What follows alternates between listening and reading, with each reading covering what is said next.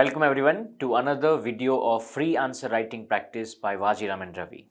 In this month, we are doing GS1. In today's video, we are going to see questions from GS1 Society and specifically salient features of Indian society, diversity of India. We are going to see two questions from this topic and one question from current affairs. Let us see the overview of those questions. The first question we have is with respect to the family. We have seen that Indian family system has undergone various structural and functional changes, and for the same we are going to see impact of this on the society at large. The question 2 is about the religious diversity. We are going to see the historical trajectory that influenced religious diversity in India, and we will also see the impact of religious diversity on Indian society. And third question is a current affair question. We recently saw that NCRB released an annual crime report on crime, and it gave us critical insights with respect to certain trends of crime. For the same, we are going to see the highlights and understand what are the limitations of this kind of data compilation. So let's start with very first question. The very first question, let's read it together. Family as a social institution has undergone change in its structure and functions. Analyze the impact of this change on Indian society. So if we break down the question, the very core demand is with respect to the change in family. In the heading 1 of the body, you will be talking about the changes that have happened in the structure and the function. So this is going to be your heading 1 of the body. In heading 2, you will be talking about the impact of this change on Indian society. For introduction, you have the opportunity to talk about the typical Indian family system, where we can talk about certain features of the traditional Indian society and family system. And in the conclusion, you have the potential to write about the adaptation of Indian family system with respect to status quo and how it's evolving with time. So let us start with the answer. In the introduction, you can start with the importance of family in traditional Indian society. We can talk about it, how family is kind of a basic unit in a society where the members of the family can be sufficiently dependent on the same for major roles. You can talk about how it is center of social and economic life, and you can also talk about it how it is the main source of support for its member. So that is something you can talk about. You can also add a transition line over here where you can talk about that how the family system is changing due to variety of reasons like globalization, westernization. You can talk about even how there are certain kind of features which are modified due to influence within the system, as in you're talking about social change, right? So this is something you can talk about in the introduction. Coming towards the body, the very first heading that we are going to deal with is to acknowledge there are certain changes in the structure and the function. You can either put all the points in one heading or you can divide subheadings. Subheading 1 would be the structural changes and subheading 2 would be the functional changes. In the structural changes, you can talk about what kind of structural change that have occurred in the family system. We have seen that the family size have been changed. Now we are looking at nuclearization of family, where almost 50% of Indian family is of this kind of type. We are also looking at changing gender roles in the family. We have seen previously that how the structure of family was patriarchal and the male member who was the head of the family was leading the entire family. Now we are looking at changing gender roles. So that definitely impacts the structure of family. Nextly, we have philocentric family, where we are looking at children taking decisions for their own career, education, life, marriage, etc. Next, with respect to structural change is the age matrix, and over here we are looking at delayed marriages. And lastly, we have been witnessing intercaste and interreligion marriage as well. So that is how the structure of family system is changing. Now let's go to the subheading part, functional change. We do understand that before, in a traditional setup, in a joint family, every member was dependent on the family members for their economic activities. But we are looking at nuclearization, where family members are moving away for better opportunities, and thus they are economically independent from the family members. Next, we are looking at education. We do understand that now there are certain institutions who are kind of source for education. The traditional system where joint family member dependent on the head of the family or certain assigned person for the educational activities. Nextly, when we are talking about care, we are talking about care of children, we are talking about care of elderly. Over here, we are looking at certain kind of transition where family members, they depend on again different kind of institutions like hospitals, etc. Especially in urban setting, we have seen that there is a higher degree of organic solidarity. That's something which is because of changing nature of the family system. We have seen that how even social functions are changed. We are looking at different kind of kinships. Before, family member were kind of the social bond creators, but however, we are looking at that members of the family, they also have extended kinship with respect to even friends and peers. So that is a changing social function. And lastly, religious function. We do understand that previously in family, if there is any kind of religious activity, that was performed with the family, but now we are looking at individualization and nuclearization of the family. So religious functions have also changed with respect to the family structure. So that is what you're going to write for the heading 1. You do not have to write 10 points over here.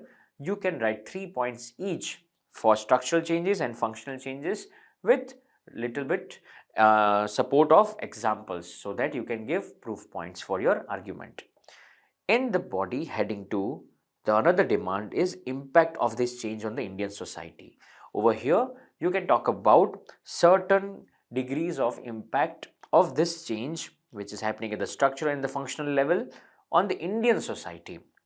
Firstly, we are looking at changing authority. Now we do understand that not the only patriarchal head is responsible for the family's welfare. We do understand that other members also participate and have kind of say in decisions. So that's changing authority. This kind of role allocation definitely impacts the Indian society at large, which definitely will have certain kind of diffusion of power among different members. Next, we have role of women. We have seen that how there are certain households who are led by women. Before, we had a patriarchal system in joint family system structure, but now we have women as head of the family. That definitely reflects as a role model for other women and thereby helps with respect to women empowerment. However, there are certain issues also. We have seen that how there is certain degree of dependency.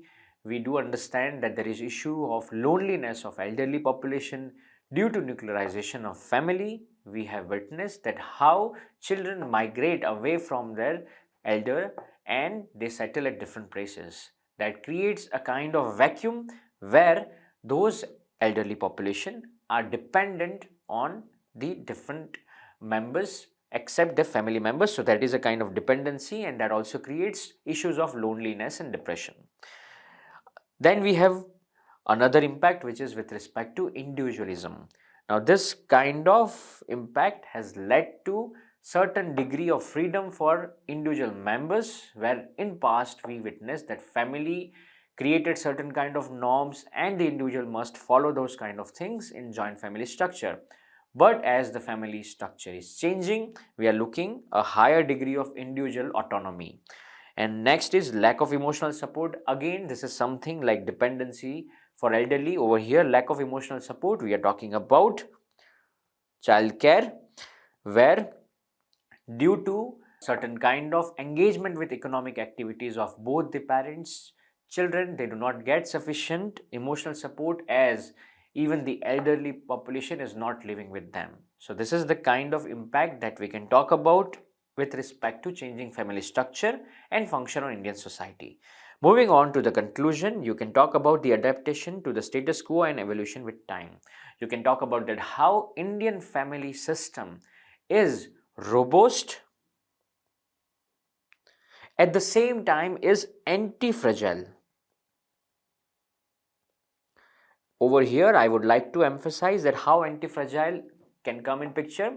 Instead of breakdown of the entire family system, the idea of family, we are looking at certain kind of evolved structures of family in Indian society, which reflects that whenever there is any kind of social change, family is also responding and creating certain kind of methods, so that certain kind of structures, so that they can adopt to the status quo and thus evolve with time. So this is something you can write for question number 1. Let's see the model answer and understand how can we inculcate the same in our answer writing practice. Over here in the introduction, you can talk about the traditional family, certain kind of features. You can talk about how it helps with respect to different functions. Then you can talk about certain changes and structures. Over here it's the heading 1, this is the subheading 1. You can give different proof points and give examples to substantiate your dimensions. Again, subheading, this is heading 2, this is subheading 2 of the past heading 1. Over here you can list down different impacts, you can give proof points, and at the end, in the conclusion, you can talk about how that Indian society is adopting to the status quo and adopting the process of change. So this is something for question number 1 you can write. Let's move on to question number 2. Let's read the question number 2 together. In what ways has the religious diversity in India been influenced by its historical trajectory? Examine the impacts of religious diversity on Indian society. So this question is with respect to the diversity of Indian society. Especially we are going to look at the religious diversity. For this question, we do have to understand in the introduction, you can talk about the rich religious diversity that Indian society caters. In the body, in the heading 1, you have the opportunity to talk about that religious diversity which has been influenced by historical trajectory. So here we will talk about the evolution of the religious diversity of Indian society, and in the heading 2 you can talk about the impacts of religious diversity in Indian society. And lastly, in the conclusion, we can talk about the significance of diversity for cultural enrichment. So let's come to the introduction. In the introduction, you can provide certain kind of context data. You can provide that how Indian society is pluralistic in nature, where we have seen evolution of multiple religions and their engagement with Indian society, thereby making the Indian society very diverse. You can give certain kind of data points as well. Then in the body, in the heading 1, you have the opportunity to talk about the historical trajectory of religious diversity in India. Firstly, you can talk about that how Indian society is birthplace of various religion. Over here, you can talk about Hinduism, Jainism, Buddhism and Sikhism.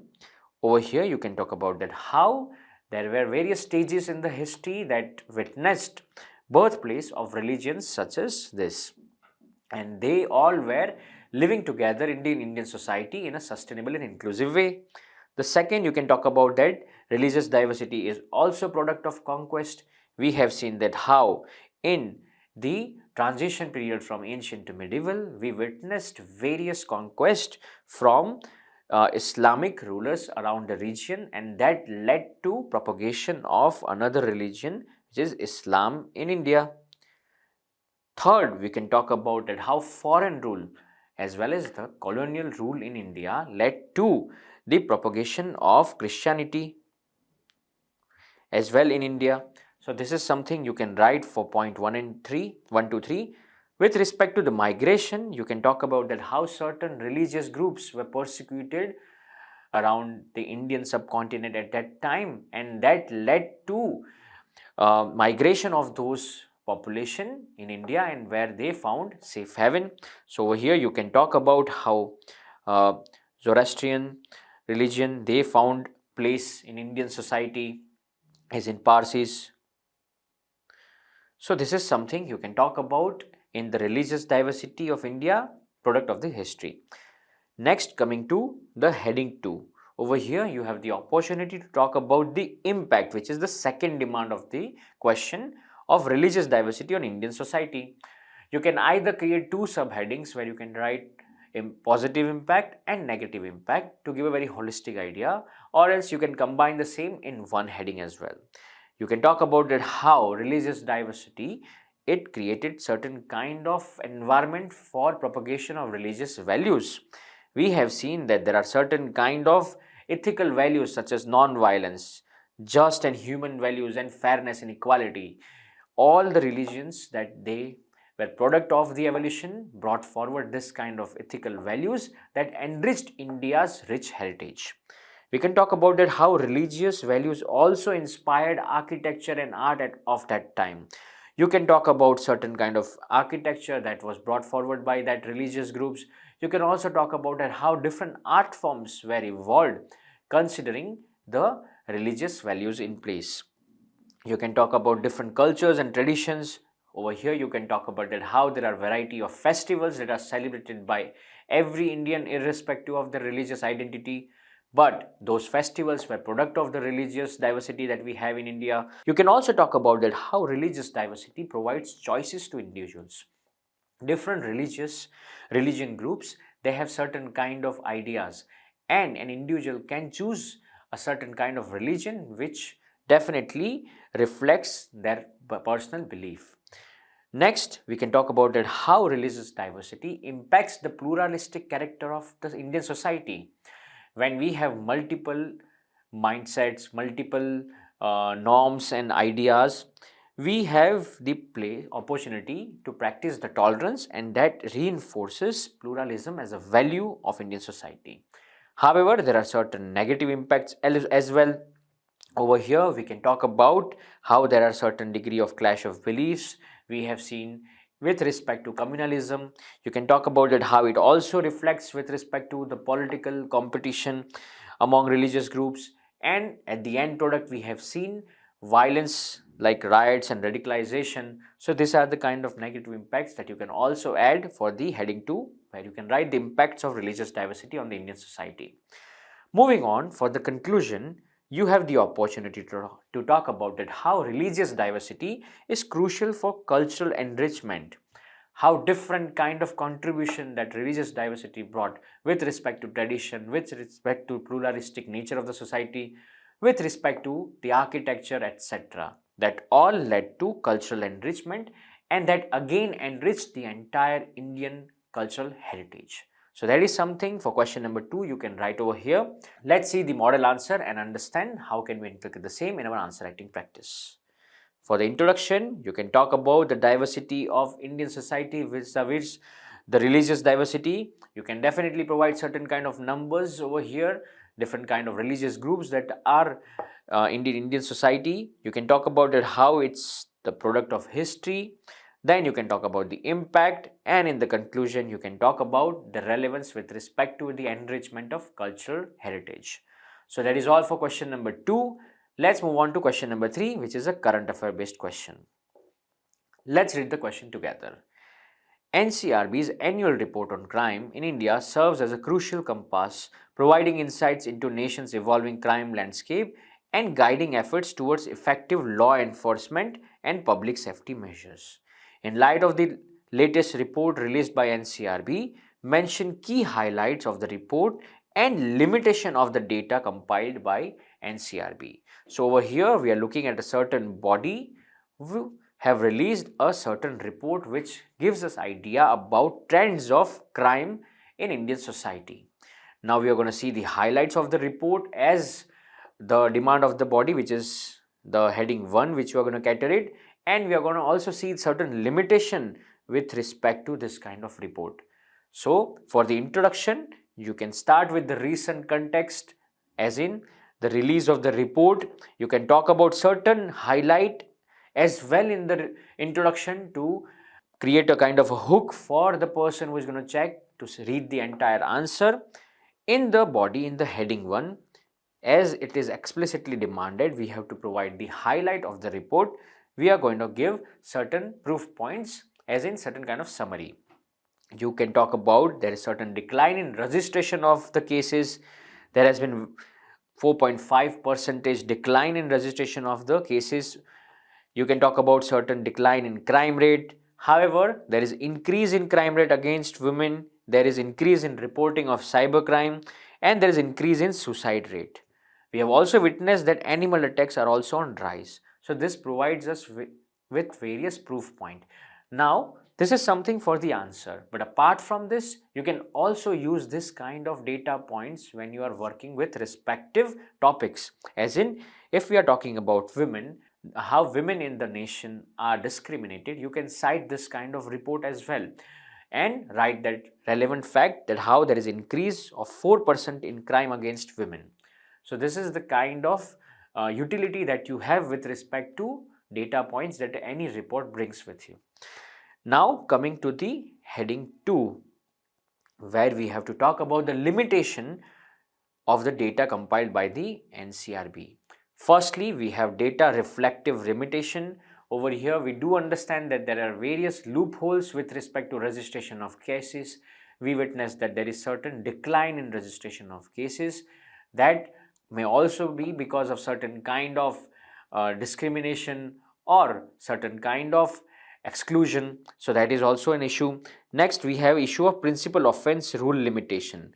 Now, when there are certain multiple kind of crime, any one crime is considered as the main offense, and thereby it eliminates other forms of crime as well. So those kind of registration can provide a limited picture of the entire crime landscape. Next, we have inefficiency at the local level. We have seen various instances where the police at the local level do not hesitate to even register the FIR, and that kind of discrimination also adds up to the limitation of data compilation by NCRB. And lastly, we have socio-economic factors which are not captured by the NCRB, that provides us with a very narrow data point and not very subjective understanding of what exactly is the crime landscape. So this is something for the body you are going to write. In the conclusion, you have the opportunity to talk about that how the entire issue of crime can be resolved through various measures, such as firstly, we have seen increase in crime against women, so thereby there should be certain kind of legal framework that combats crime against women. You can talk about certain degree of awareness. You can talk about strengthening of law enforcement to eliminate cybercrime, crime against women. Again, reinforce and strengthen cybercrime related laws. Then we can talk about local level efficiency. Over here, we are talking about accountability as well as we are talking about capacity building. So this is something you can add on over here. You can talk about refining reporting mechanism. This is something we can do with the help of technology. You can talk about multi-pronged proactive strategy, where we are not just limited to any single approach, but we are making sure there are multiple approaches which works together. And lastly, building a more secure society. Over here, we are talking about that how every individual is also responsible with respect to limiting the crime scenario in India. So that is all for question number 3. Let us see the model answer and understand how can we inculcate the same in our answer writing practice. Firstly, you can talk about in the introduction about the recent context, then you can talk about the key highlights, then you can talk about the limitation, and in the conclusion you can talk about the way forward. So this is something how you're going to structure this answer for the report. So that's all for today's video. You are writing for GS1 for this month in December, where we have already seen questions from history. Now we are going to see questions from society and geography. You can check out this question on vajiramis.com, and you can see the model answer as well as the video discussion over here.